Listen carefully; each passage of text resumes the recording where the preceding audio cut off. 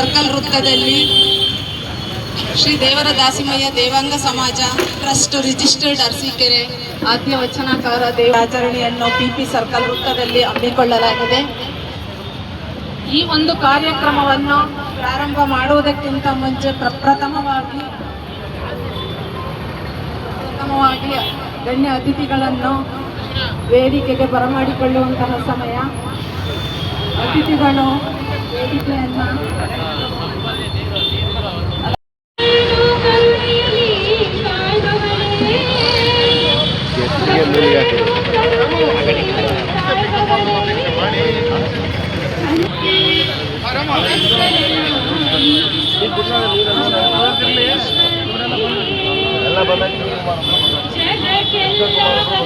ದೇವಾಂಗ ಸಮಾಜದ ಮಹಿಮಾ ಪುರುಷ ಆದ್ಯ ವಚನಕಾರ ನೇಕಾರ ಸಂತ ಶ್ರೀ ದೇವರ ದಾಸಿಮಯ್ಯನವರ ಜಯಂತ್ಯೋತ್ಸವವನ್ನು ಶ್ರೀ ದೇವರ ದಾಸಿಮಯ್ಯ ದೇವಾಂಗ ಸಮಾಜ ಟ್ರಸ್ಟ್ ಅರಸೀಕೆರೆ ಹಾಗೂ ಶ್ರೀ ದೇವಾಂಗ ತಾಲೂಕು ದೇವಾಂಗ ಸಂಘ ಅರಸೀಕೆರೆ ಈ ಎರಡೂ ಸಂಘಗಳ ಸಹಯೋಗದಲ್ಲಿ ಈ ದಿನ ಅರಸೀಕೆರೆ ನಗರದ ಪಿಪಿ ವೃತ್ತದಲ್ಲಿ ಶ್ರೀ ದೇವರ ದಾಸಿಮಯ್ಯನವರ ಜಯಂತಿ ಆಚರಣೆ ಕಾರ್ಯಕ್ರಮವನ್ನು ಈ ದಿನ ಆಯೋಜಿಸುತ್ತೇವೆ. ಈ ಸಂದರ್ಭದಲ್ಲಿ ಈ ಸುಂದರ ಸಮಾರಂಭಕ್ಕೆ ಕಾರ್ಯಕ್ರಮದ ಅತಿಥಿಗಳಾಗಿ ಆಗಮಿಸಿರ್ತಕ್ಕಂತಹ ಶ್ರೀಯುತ ಗಿರಿಯಪ್ಪನವರು, ಅಧ್ಯಕ್ಷರು ತಾಲೂಕು ದೇವಾಂಗ ಸಂಘ ಅರಸೀಕೆರೆ, ಇವರು ಕಾರ್ಯಕ್ರಮದಲ್ಲಿ ಉಪಸ್ಥಿತರಿದ್ದಾರೆ. ಅವರಿಗೆ ಈ ಸಮಾರಂಭದ ಪರವಾಗಿ ಇವೆಲ್ಲರ ಪರವಾಗಿ ತುಂಬ ಹೃದಯದ ಸ್ವಾಗತವನ್ನು ಕೋರ್ತಾ ಇದ್ದೇನೆ. ಆಗಮಿಸಿರ್ತಕ್ಕಂಥ ಶ್ರೀ ಅನಂತಕುಮಾರ್ ಅವರು, ಅಧ್ಯಕ್ಷರು ಅರಸೀಕೆರೆ, ಇವರು ಈ ಸಮಾರಂಭದಲ್ಲಿ ಉಪಸ್ಥಿತರಿದ್ದಾರೆ. ಅವರಿಗೆ ನಮ್ಮ ದೇವಾಂಗ ಸಮಾಜದ ಟ್ರಸ್ಟ್ ಹಾಗೂ ತಾಲೂಕು ದೇವಾಂಗ ಸಂಘದ ವತಿಯಿಂದ ಈ ಕಾರ್ಯಕ್ರಮದ ಪರವಾಗಿ ನಿಮ್ಮೆಲ್ಲರ ಪರವಾಗಿ ತುಂಬ ಹೃದಯದ ಸ್ವಾಗತವನ್ನು ಕೋರ್ತಾ ಇದ್ದೇನೆ. ತುಂಬ ಹೃದಯದ ಸ್ವಾಗತವನ್ನು ಕೋರ್ತಾ ಇದ್ದೇನೆ. ಅವರು ವಕೀಲರು ಅರಸೀಕೆರೆ ನಗರ, ಇವರು ಈ ಕಾರ್ಯಕ್ರಮದಲ್ಲಿ ಉಪಸ್ಥಿತರಿದ್ದಾರೆ. ಅವರಿಗೆ ನಿಮ್ಮೆಲ್ಲರ ಪರವಾಗಿ ತುಂಬ ಹೃದಯದ ಸ್ವಾಗತವನ್ನು ಕೋರ್ತಾ ಇದ್ದೇನೆ.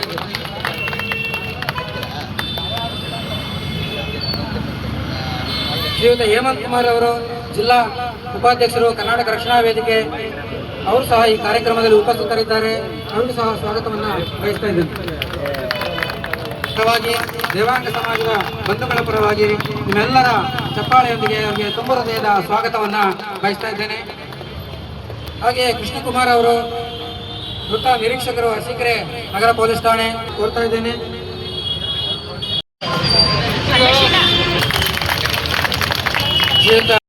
ಈ ಕಾರ್ಯಕ್ರಮದ ಪರವಾಗಿ ಅರಸೀಕೆರೆ ತಾಲೂಕು ದೇವಾಂಗ ಸಮಾಜದ ಬಂಧುಗಳ ಪರವಾಗಿ ತುಂಬ ಹೃದಯದ ಸ್ವಾಗತವನ್ನು ಬಯಸ್ತಾ ಆಚರಣೆ ಈ ಸುಂದರ ಸಮಾರಂಭದಲ್ಲಿ ಅರಸೀಕೆರೆ ತಾಲೂಕಿನ ದೇವಾಂಗ ಸಮಾಜದ ಬಂಧುಗಳ ಪರವಾಗಿ ತುಂಬ ಹೃದಯದ ಸ್ವಾಗತವನ್ನು ಬಯಸ್ತಾ ಇದ್ದೇನೆ. ಸ್ವಾಗತವನ್ನು ಕೋರ್ತಾ ಇದ್ದೇನೆ.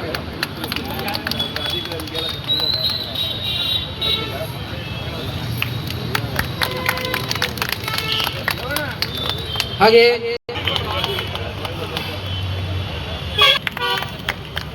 ಆದಿಮೂರ್ತಿ ಅವರು,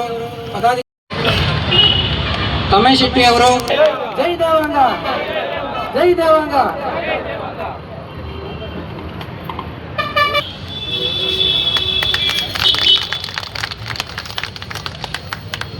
ಜೋರಾಗೊಡಿರಿ ಚಪ್ಪಾಳೆ.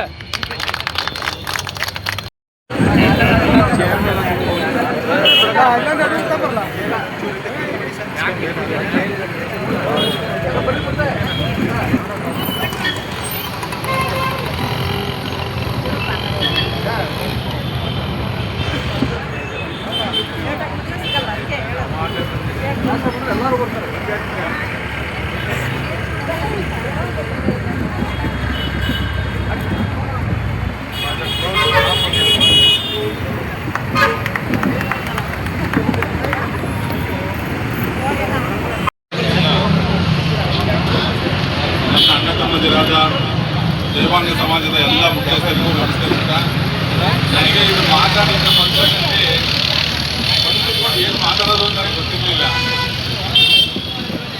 ನಾನು ನಿನ್ನೆ ನಮ್ಮ ಆನಂದ ಕರೆದ್ರು, ನೀವು ಬರಲೇಬೇಕು ಅಂದರೆ ಏನು, ದೇವರ ದಾಸಿಮಯ್ಯ ಅಂದರೆ ಯಾರು, ದೇವರ ದಾಸ ನಮ್ಮ ಅಯ್ಯ ಆತನೇ ದೇವರ ದಾಸಿಮಯ್ಯ, ಆತನೇ ನಮ್ಮ ತಂದೆ, ಆತನೇ ಗುರು. ದೇವರ ಅಂಗಾಂಗ ದೇವಾಂಗ. ನೀವೆಲ್ಲರೂ ಕೂಡ ನಮ್ಮ ಮಾನ ಮುಚ್ಚೋದು ನೀವು ತಯಾರಿಸಿರೋ ಬಟ್ಟೆಯಿಂದ, ನಮ್ಮ ಮರ್ಯಾದೆ ಮುಚ್ಚೋದು ನೀವು ಕೊಡೋ ವಸ್ತ್ರದಿಂದ, ನಮ್ಮ ಅಂತಸ್ತು ಏರೋದು ನಾವು ಹಾಕೊಳ್ಳೋ ಬಟ್ಟೆಯಿಂದ, ಅದನ್ನು ತಯಾರು ಮಾಡೋದು ನೀವು. ಇಂತಹ ಶ್ರೇಷ್ಠ ವೃತ್ತಿಯಲ್ಲಿ ನಮ್ಮ ಸಮಾಜದ ಗೌರವವನ್ನು ಕಾಪಾಡುವಂಥ ನಿಟ್ಟಿನಲ್ಲಿ ನೀವು ಮಾಡ್ತಕ್ಕಂಥ ಕೆಲಸ ನಿಜವಾಗ್ಲೂ ನನಗೆ ದೇವಾಂಗ ಕ್ಷೇತ್ರ ಯಾರು ಅಂದರೆ ನನಗೇನು ನನ್ನ ಜಾತಿನೇ ಒಂದು ಇನ್ನೊಬ್ಬರು ಅನ್ಕೊಂಡಿದ್ದೆ ನಾನು. ದೇವರ ದಾಸಿಮಯ್ಯ ಅವರು ಓದ್ತಾ ಇದ್ದೆ, ಕ್ರಾಂತಿಕಾರಿ ಬಸವಣ್ಣವರು ಕೇಳಿದ್ದೀವಿ, ಕ್ರಾಂತಿಕಾರದಲ್ಲಿ ಏನೇನು ಮಾಡಿದ್ರು. ಅದಕ್ಕೆ ಮೂಲ ಪುರುಷ ಭಾರತ ಅಖಂಡ ಭಾರತದ ವಚನಕಾರರಲ್ಲಿ ಪ್ರಧಾನ ಫಸ್ಟ್ ವ್ಯಕ್ತಿನೇ ದೇವರ ದಾಸಿಮಯ್ಯ. ಇಂತಹ ದೇವರ ದಾಸಿಮಯ್ಯ ಅವರ ಪ್ರಿನ್ಸಿಪಲ್ಗಳು ಏನಿದೆ ಜೀವನದಲ್ಲಿ ನಾವು ಫಾಲೋ ಮಾಡೋದು ತುಂಬ ಇದೆ. ಈ ಪ್ರಿನ್ಸಿಪಲ್ ಮೇಲೇ ನಮ್ಮ ರಾಷ್ಟ್ರ ಇಷ್ಟು ಚೆನ್ನಾಗಿರೋದಕ್ಕೆ ಸಾಧ್ಯ.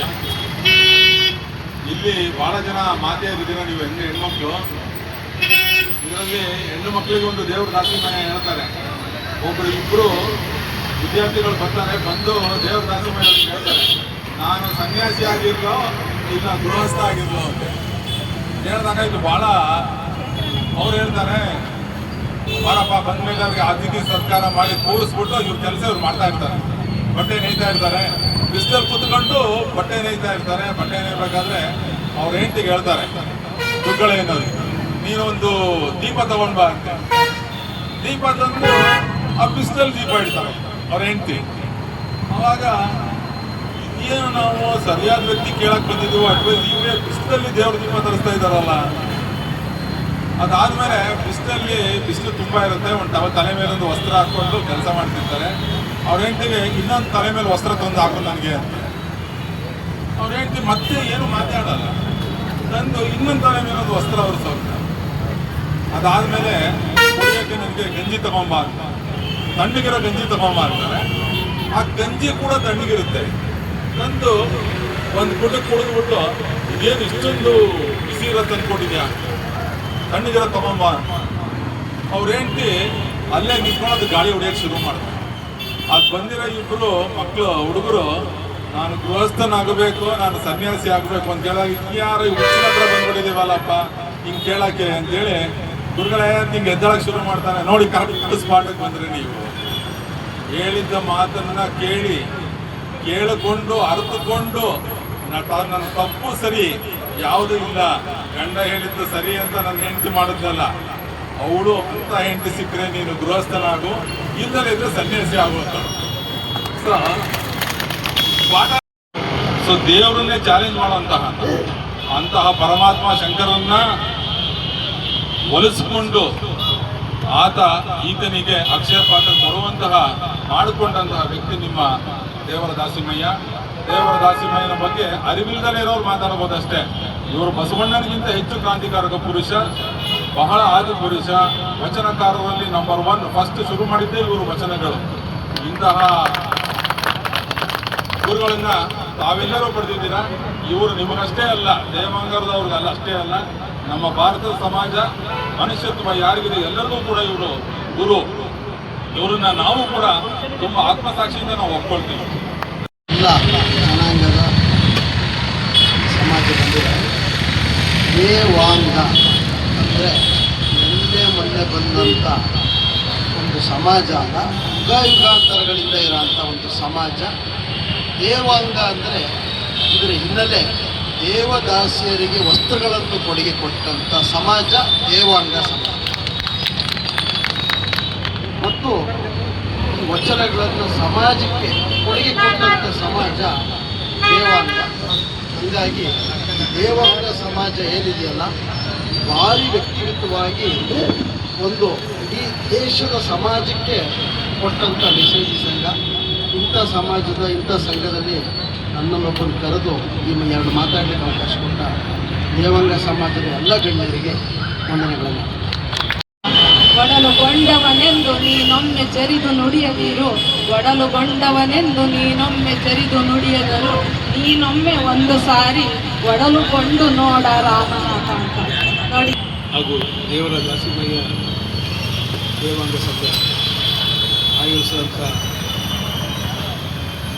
ವಚನಕಾರ ದೇವರ ದಾಸಿಮಯ್ಯ ಜಯಂತ್ಯೋತ್ಸವ ಕಾರ್ಯಕ್ರಮಕ್ಕೆ ಆಗಮಿಸಿದಂಥ ಎಲ್ಲ ಮುಖ್ಯ ಅತಿಥಿಗಳೇ ಹಾಗೂ ಸಮಾಜದ ಎಲ್ಲ ಬಂಧುಗಳೇ, ಈ ಒಂದು ದೇವಾಂಗ ಸಮಾಜ ಆದಿಯಿಂದ ಬಂದಂಥ ಸಮಾಜ ಆಗಿದೆ. ಇವತ್ತಿನವರೆಗೂ ಸಮಾಜದ ಮಾನವವನ್ನು ಕಾಪಾಡಿಕೊಂಡು ಬಂದಂಥ ಸಮಾಜಕ್ಕೆ ಅದರದ್ದೇ ಆದ ಕೌಶಲ್ಯವನ್ನು ಅದು ಹೊಂದಿದೆ. ಅದು ರಕ್ತಗತವಾಗಿ ಅವರಿಗೆ ಈ ವೃತ್ತಿ ಬಂದಿದೆ. ಯಾರೂ ಅವರಿಗೆ ಕಲಿಸ್ಬೇಕಾದಂಥ ವೃತ್ತಿ ಅಲ್ಲ.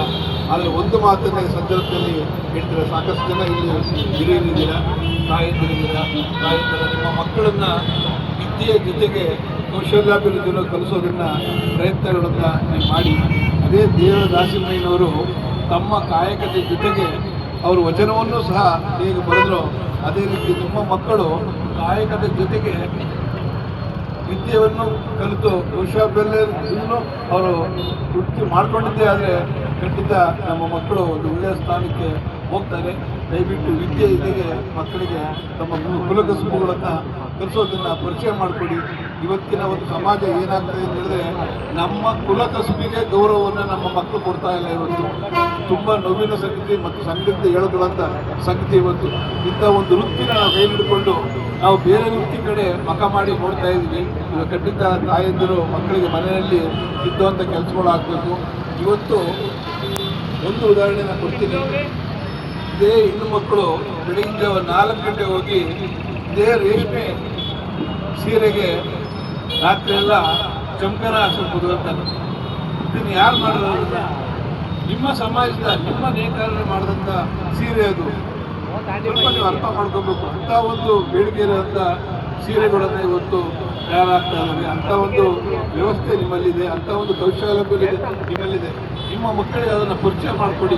ಇದು ಬೇರೆಯವ್ರ ಸೊತ್ತಾಗದೆ ಬಿಡಬೇಡಿ ಅನ್ನೋ ಸಂದರ್ಭದಲ್ಲಿ ನಾನು ಹೇಳ್ತಾ, ಹೆಂಗೆ ಜಗತ್ತು ಬದಲಾಗುತ್ತೋ ಹಾಗೆ ನಮ್ಮ ಮಕ್ಕಳನ್ನ ಬದಲಾಗುತ್ತಾ ಸಿಗುವಂತಿಗೆ ನೀವು ತೆಗೆದುಕೊಂಡೋಗಿ.